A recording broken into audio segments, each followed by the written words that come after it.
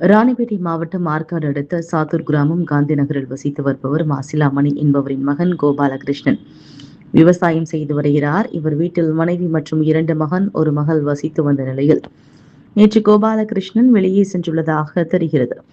இந்த நிலையில் நேற்று இரவு கோபாலகிருஷ்ணன் மனைவி மற்றும் மகளுடன் ஒரு அறையில் படுத்து உள்ளதாகவும், அடையாளம் தெரியாத 3 நபர்கள் வீட்டில் பீரோவில் இருந்த 17 சவரன் தங்க நகை, 300 கிராம் வெள்ளி, 1,70,000 ரூபாய் ரொக்க பணம் ஆகியவற்றை திருடி சென்றுள்ளனர்.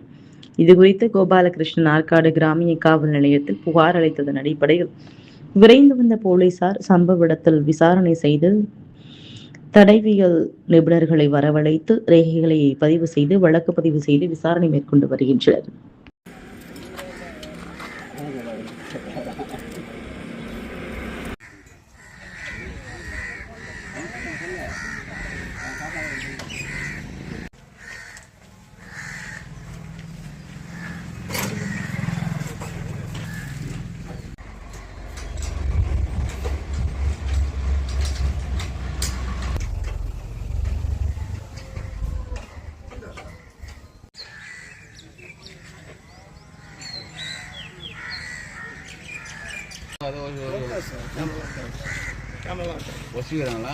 பின்னாடி